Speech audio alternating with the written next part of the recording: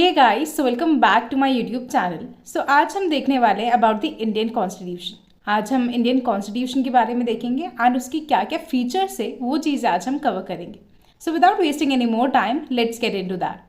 सो अब तक हमने बहुत सारे कॉन्स्टिट्यूशंस देख लिए, लाइक यूएस कॉन्स्टिट्यूशन, स्विट्ज़रलैंड का कॉन्स्टिट्यूशन, ब्रिटिश कॉन्स्टिट्यूशन। ऐसे हमने बहुत सारे कॉन्स्टिट्यूशन देख लिए जहाँ पे हमने उसके कॉन्स्टिट्यूशन को समझा एंड उसके क्या क्या फीचर्स है उन कॉन्स्टिट्यूशन के, वो चीज़ें हमने समझी। वैसे ही आज हम कवर करने वाले हैं अबाउट द इंडियन कॉन्स्टिट्यूशन। तो सबसे पहले हम इंट्रोडक्शन देखते हैं इंडियन कॉन्स्टिट्यूशन का। अगर हम इंडियन कॉन्स्टिट्यूशन की बात करें, Indian constitution is one of the unique constitution. अब मैं ऐसा क्यों बोल रही हूँ, बिकॉज यहाँ पे बहुत सारे कॉन्स्टिट्यूशन के फीचर्स मिक्स है। दैट मीन्स अगर आप देखोगे इंडियन कॉन्स्टिट्यूशन तो उसके जो फीचर्स है वो दूसरे कॉन्स्टिट्यूशन से बोरो करे हुए हैं। सपोज एक फीचर जो है ब्रिटिश कॉन्स्टिट्यूशन से लिया हुआ है, एक यूएस के कॉन्स्टिट्यूशन से लिया हुआ है, बट हम फिर भी ये नहीं बोल सकते कि हमने सब कुछ कॉपी पेस्ट किया है। रीज़न बीइंग हमने हर एक कॉन्स्टिट्यूशन से फीचर ज़रूर लिया है, बट उसमें मॉडिफिकेशंस किए हैं हमारी कंट्री के नीड्स एंड वांट्स के अकॉर्डिंग।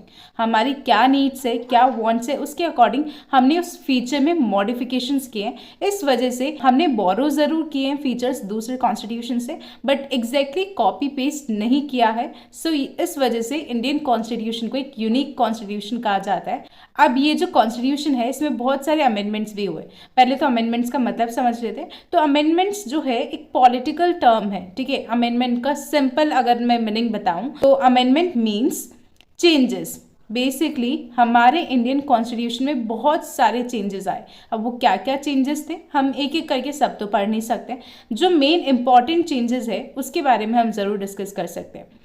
वैसे ही 42nd अमेंडमेंट जो था, जो कि आया था 1976 में, उसे मिनी कॉन्स्टिट्यूशन कहा जाता है। वाई? क्योंकि उस अमेंडमेंट से हमारे इंडियन कॉन्स्टिट्यूशन में बहुत सारे चेंजेस आए, इस वजह से उसे मिनी कॉन्स्टिट्यूशन कहा जाता है। वैसे ही केशव नंदा भारती केस जो कि हुआ था 1973 में, उसमें सुप्रीम कोर्ट ने ये बोला था कि अंडर आर्टिकल 368 आप क्या कर सकते हो, आप जो है इंडियन कॉन्स्टिट्यूशन का बेसिक स्ट्रक्चर चेंज नहीं कर सकते हो। मतलब इंडियन कॉन्स्टिट्यूशन में बहुत सारी बातें, आप उसका इंटरप्रिटेशन जो है अपने अपने तरीके से कर सकते हो, बट उसका जो बेसिक स्ट्रक्चर है आप उसे चेंज नहीं कर सकते हो, ठीक है। ये तो हमने देखा introduction about the Indian constitution. अब हम चलते फीचर्स की तरफ कि इंडियन कॉन्स्टिट्यूशन के क्या फीचर्स है। It is one of the most important question. अगर आप किसी भी कॉन्स्टिट्यूशन के बारे में पढ़ते हो, पहले आपको पता होना चाहिए उसकी फीचर्स क्या है। आफ्टर दैट आप उसके लेजिस्लेचर के बारे में, उसके एग्जीक्यूटिव के बारे में, उसकी जुडिशरी के बारे में, अलग अलग चीज़ों के बारे में देखते हो। बट सबसे इम्पॉर्टेंट होता है किसी भी चीज़ को समझने से पहले उसकी फीचर्स क्या है उसको समझना, ठीक है। तो हम अब देखते हैं इंडियन कॉन्स्टिट्यूशन के क्या फीचर्स है। The first feature is Indian constitution is one of the lengthiest written constitution in the world. हमारा जो इंडियन कॉन्स्टिट्यूशन है, पूरे वर्ल्ड के अंदर जितने भी रिटन कॉन्स्टिट्यूशंस है उसमें से it is one of the lengthiest written constitution. जैसे कि मैंने ये चीज़ आपसे बहुत बार पूछ रखी कि आपको एक ऐसा कॉन्स्टिट्यूशन बताना है जिसका मोस्ट ऑफ द पार्ट जो है अनरिटन है, इस वजह से उसे कहीं ना कहीं अनरिटन कॉन्स्टिट्यूशन भी कहा जाता है। तो आप लोगों ने सब ने सही आंसर्स दिए थे। दैट इज ब्रिटिश कॉन्स्टिट्यूशन जो है इज द अनरिटन कॉन्स्टिट्यूशन, क्योंकि उसका अराउंड 90 to 95% पार्ट जो है अनरिटन है। दैट्स वाई उसे अनरिटन कॉन्स्टिट्यूशन बोला जाता है। मतलब एक ऐसा कॉन्स्टिट्यूशन जो कि किसी डॉक्यूमेंट में लिखा हुआ नहीं है, किसी एक बुक में लिखा हुआ नहीं है, वो सब चीज़ें ऑरली बोली गई है, ठीक है। तो that is known as unwritten constitution.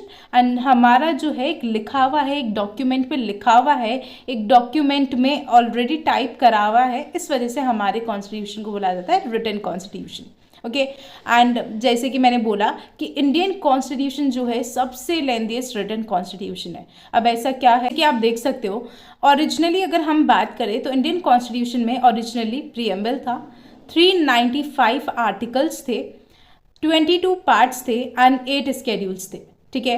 But अगर हम एट प्रेजेंट बात करें तो अभी है हमारे preamble 448 articles, 25 parts and 12 schedules. ठीक है। तो इस वजह से इतने आर्टिकल्स अगर आप देखोगे किसी और कॉन्स्टिट्यूशन को उठा के, तो इतने आर्टिकल्स कहीं भी नहीं होंगे। तो इस वजह से हमारा जो इंडियन कॉन्स्टिट्यूशन है वो लेंथीएस्ट रिटन कॉन्स्टिट्यूशन है। अब ऐसे क्या फैक्टर्स थे, ऐसी क्या चीज़ें थी जिसकी वजह से हमारा Indian constitution is one of the lengthiest written constitution in the world. तो वो फैक्टर्स भी अभी हम डिस्कस करते हैं कि क्या ऐसे फैक्टर्स रहे होंगे जिसकी वजह से इतना लेंथी कॉन्स्टिट्यूशन हमारा बना। तो सबसे फर्स्ट फैक्टर आता है जोग्राफिकल फैक्टर, कि हमारा इंडिया इतना वास्ट है, इतनी ज़्यादा डाइवर्सिटी है हमारे इंडिया के अंदर, जिसकी वजह से हमारा कॉन्स्टिट्यूशन बहुत लेंदी हो गया था। सेकेंड चीज़ हिस्टोरिकल फैक्टर, जैसे कि हमने पढ़ रखा होगा about the government of India act 1935। इसकी इतनी ज़्यादा इंपॉर्टेंस है, तो इसने क्या करा था, हमारे इंडियन कॉन्स्टिट्यूशन को और बल्कि कर दिया और लेंदी कर दिया।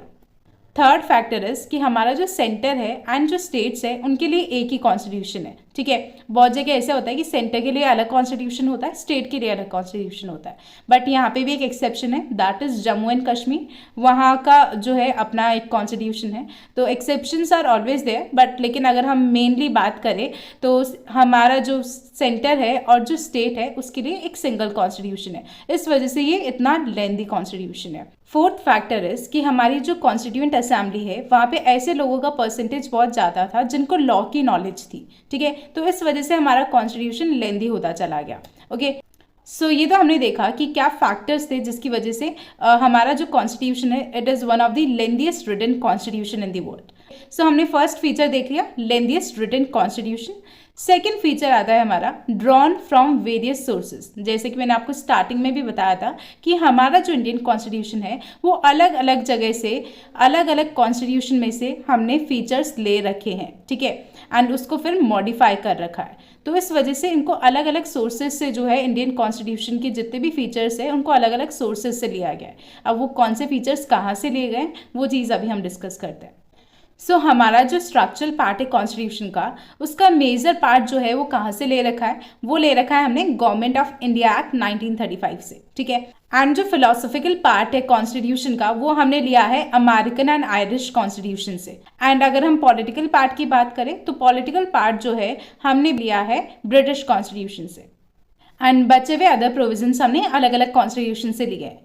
सो ये जो टैग हमें मिलता है कि Indian constitution is a borrowed constitution, तो ये कहीं ना कहीं गलत है। रीजन बीइंग हमने अलग अलग कॉन्स्टिट्यूशन से फीचर्स ज़रूर लिए हैं, बट उनमें मॉडिफिकेशंस क्या है इंडिया की नीड्स एंड वांट्स के अकॉर्डिंग। सो इस वजह से हम ये नहीं कह सकते कि it is a borrowed constitution. हमने अपने मॉडिफिकेशंस किए और हमने उनके फॉल्ट्स को अवॉइड किया। उन्होंने जो मिस्टेक किए हमने उस मिस्टेक को वापस से रिपीट नहीं किया है। सो ये चीज़ देखी जाए तो एक प्लस पॉइंट है कि हमने दूसरों की फॉल्ट्स को अवॉइड करते हुए उनकी अच्छी बातों को एक्सेप्ट किया है एंड उनमें मॉडिफिकेशंस किया है। सो कहीं ना कहीं ये एक प्लस पॉइंट है। So we can't say that Indian constitution is a borrowed constitution. Now the third feature is it is a blend of rigidity and flexibility. कुछ कॉन्स्टिट्यूशंस ऐसे होते हैं जो रिजिड होते हैं एंड कुछ कॉन्स्टिट्यूशंस ऐसे होते हैं जो फ्लेक्सिबल होते हैं। क्या होता है ये रिजिड कॉन्स्टिट्यूशन? तो रिजिड कॉन्स्टिट्यूशन वो कॉन्स्टिट्यूशन है जहाँ पे एक स्पेशल प्रोसीजर की रिक्वायरमेंट होती है। कुछ भी अगर आपको अमेंडमेंट्स लाने हैं कॉन्स्टिट्यूशन के अंदर तो वहाँ पे एक स्पेशल प्रोसीजर की रिक्वायरमेंट होती है और मे बी वहाँ पे एक स्पेशल मेजॉरिटी चाहिए अगर कुछ भी आपको अमेंडमेंट लेके आने हैं तो। एंड कुछ कॉन्स्टिट्यूशन ऐसे होते हैं जो बहुत ही फ्लेक्सिबल होते हैं, मतलब अगर आपको उस कॉन्स्टिट्यूशन के अंदर कुछ भी अमेंड करना है तो आपको कोई स्पेशल प्रोसीजर फॉलो नहीं करना पड़ता, स्पेशल मेजॉरिटी नहीं चाहिए होती, एक सिंपल मेजॉरिटी से काम हो जाता है। तो ऐसे दो टाइप की कॉन्स्टिट्यूशंस हुए, वन इज रिजिड जहाँ पे जिसका सिस्टम बहुत ही रिजिड है and one is flexible. But हमारा जो इंडियन कॉन्स्टिट्यूशन है वो सिंथेसिस है रिजिडिटी एंड फ्लेक्सिबिलिटी दोनों का। मतलब कुछ अमेंडमेंट्स ऐसे होंगे जहाँ पे एक स्पेशल प्रोसीजर की रिक्वायरमेंट होगी, जहाँ पे स्पेशल मेजॉरिटी की रिक्वायरमेंट होगी, बट कुछ अमेंडमेंट्स ऐसे होंगे जहाँ पे सिंपल मेजॉरिटी से भी काम हो जाएगा। ठीक है, तो इस वजह से यहाँ पे हमारे रिजिडिटी भी है एज वेल एज फ्लेक्सिबिलिटी भी है। So now the next feature is federal system with unitary bias. The next feature is federal system with unitary बायस। पहले तो हम ये समझते हैं फेडरल और यूनिटरी मतलब क्या होता है। तो दो टाइप्स की गवर्नमेंट होती है, one is federal government and other one is unitary government. So federal government मतलब एक ऐसी गवर्नमेंट जहाँ पे पावर्स डिवाइडेड होती है between the centre and the states and unitary government मतलब होता है जहाँ पे पावर्स सब किसके पास होती है, सेंटर के पास होती है। वहाँ पे यूनिटरी गवर्नमेंट में पावर्स डिवाइडेड नहीं होती है। अब हमारा जो इंडिया है ये फिर से यूनिक है। कैसे यूनिक है वो चीज़ हम देखते हैं। न तो यहाँ पे फेडरल गवर्नमेंट है, न यहाँ पे यूनिटरी गवर्नमेंट है, यहाँ पे मिक्सचर है फेडरल एंड यूनिटरी गवर्नमेंट का। तो इस वजह से यहाँ की गवर्नमेंट को बोला जाता है quasi federal government. That means यहाँ पे फेडरल गवर्नमेंट भी है as well as unitary government भी है, एंड उन दोनों का मिक्सचर जो है यहाँ पे है, इस वजह से हम बोलते हैं क्वाजी फेडरल गवर्नमेंट। तो अब आपके मन में एक और चीज़ आ रही होगी, why quasi federal, why not quasi unitary. तो रीज़न इसका ये है, क्वाजी फेडरल यहाँ पे इस वजह से बोला जाता है क्योंकि यहाँ पे फेडरल गवर्नमेंट के फीचर्स ज़्यादा है एंड यूनिटरी गवर्नमेंट के फीचर्स थोड़े कम है। ये जो फीचर है हमने कैसे पढ़ा, फेडरल सिस्टम विथ यूनिटरी बायस, मतलब ज़्यादा कौन है, फेडरल गवर्नमेंट की फीचर्स ज़्यादा है एंड यूनिटरी गवर्नमेंट की फीचर्स कम है। इस वजह से इसे क्वाजी फेडरल बोला जाता है, नॉट क्वाजी यूनिटरी। अगर यूनिटरी गवर्नमेंट के फीचर्स ज़्यादा होते तो हम बोलते क्वाजी यूनिटरी। तो अभी तक हमने ये कुछ 4 फीचर्स डिस्कस किए। अब हम थोड़ा सा कंपैरिजन कर दें। अगर हम यूएस की बात करें तो वहाँ पे ओनली फेडरल गवर्नमेंट है, वेरेज मैंने क्या बोला, इंडिया में जो है क्वाजी फेडरल गवर्नमेंट है। तो आप अगर आंसर्स में कंपैरिजन भी इंक्लूड करोगे तो आपके मार्क्स बढ़ने के चांसेस और ज़्यादा होंगे, एक इंप्रेशन अच्छा पड़ता है। जैसे कि मैंने बोला इंडिया में तो क्वाजी फेडरल है बट यूएस में फेडरल गवर्नमेंट है।